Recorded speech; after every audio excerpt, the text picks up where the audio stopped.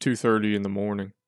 Brandon Swanson was still on the phone with his parents when suddenly he said, "Oh shit," fell silent.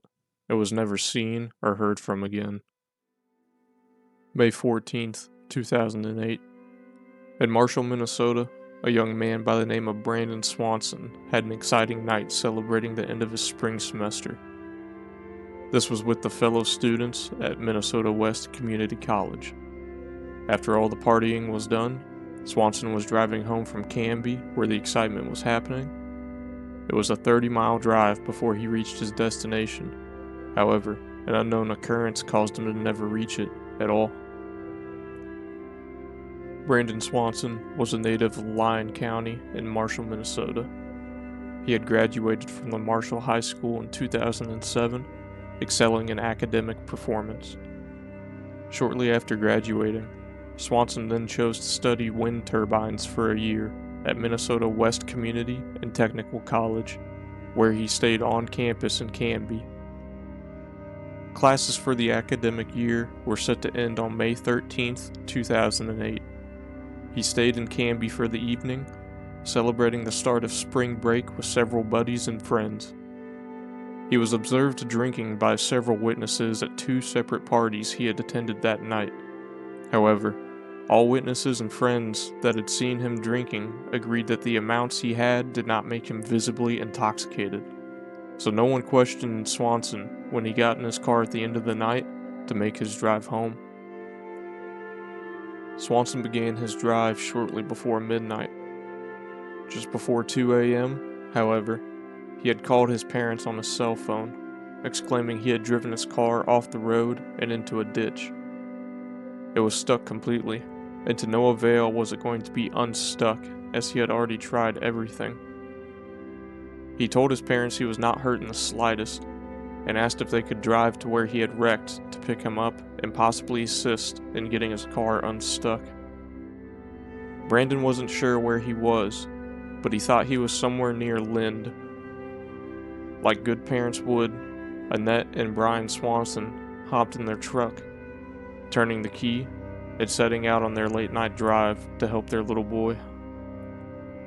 As they drove, the cell service Brandon had was getting noticeably worse.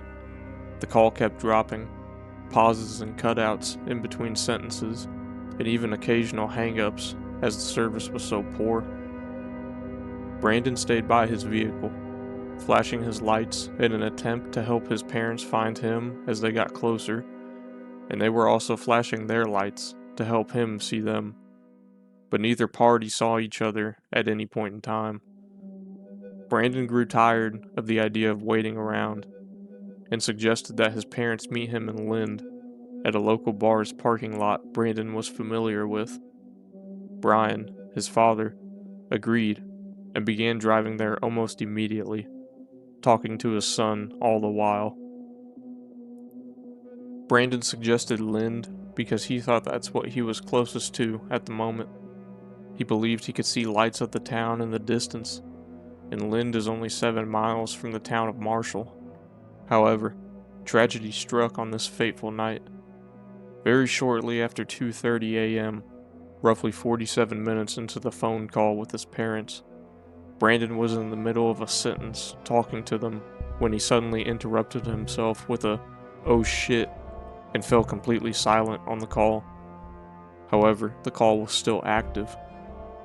His parents, thinking he had maybe fallen and that the cell service was acting up again, hung up the call and immediately tried calling him back. But this time, Brandon didn't pick up the phone. It only rang. They tried multiple times to call him, yet nothing. That was the last time Brandon was ever heard from on that fateful night in Minnesota. 6:30 a.m. Just 4 hours after Annette and Brian had last heard from their son, they attempted to file a missing persons report with the Lind Police Department. The police responded to the attempt to file the report by telling them it was very common for young men Brandon's age to stay out all night after classes let out. One officer even told the couple it was Brandon's right to be missing. Regardless of the pushback by police, They did start a search for Brandon later that morning. However, they found no trace of Brandon or his vehicle in or outside of the small town. They then proceeded to request help from the county sheriff to better assist in the search. The sheriff's office obtained Brandon's cell phone records and quickly discovered Brandon had not been calling from the Lind area at all, but instead closer to the town of Taunton, located along State Highway 68, which would have been Brandon's route from Canby to Marshall, and roughly at the halfway point of the drive he would have been making. Local police and sheriffs started searching in the area, and they discovered Brandon's abandoned car in a ditch off a gravel road near the highway. His car was not wrecked in a traditional sense. It appeared he had slightly veered off the road and got the car stuck on a point where the wheels were unable to touch the ground. Other than his car, they found nothing else. The car didn't appear to be tampered with, and due to the thick grass and gravel in the immediate area of the car, there were no tracks or indication of which way Brandon might have started walking. More cell phone records were recovered, and deputies found Brandon's call was routed through a tower near the town of Minneota, another small town along Highway 68. By May 15th, the call was determined to come within 5 miles from the tower, so they began another search of the area. Deputies noted from that area a flashing red light atop a grain elevator could be seen. They then believed Brandon could have seen that light and thought Lind was within walking distance. Search teams on the ground, flyover aerial teams, and search dogs were all brought into the area to give an extremely thorough scan. The only clue they found was a 3-mile scent trail picked up by the dogs. That trail mainly ran through fields alongside the road and led to an abandoned farm. Nearby to the farm was the Yellow Medicine River. The scent trail led into the river and was lost from there. Brandon had mentioned passing fences and hearing nearby water to his father, so the pieces were starting to come together.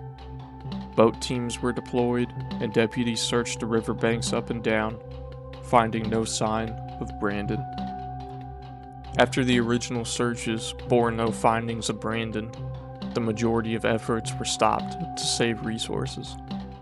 A local sheriff personally walked the 2 miles of riverbank up and down every day for 30 days, hoping he would find any clues, yet he found nothing. The Swansons left their porch light on every night as a symbol of their hope for Brandon. They kept that light on for 5 years following his disappearance. Some searches resumed late that fall, shortly after crop field owners had planted new seeds and vastly opened up visibility for search teams. Dogs continued to follow scents of human remains into an area northwest of the original search zone, something that had not been searched earlier. Efforts then picked back up in spring, when snow had melted but before planting started, and this is a cycle that continued all the way to 2011.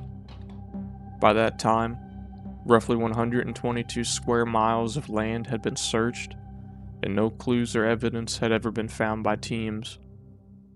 There's been no signs of Brandon ever since.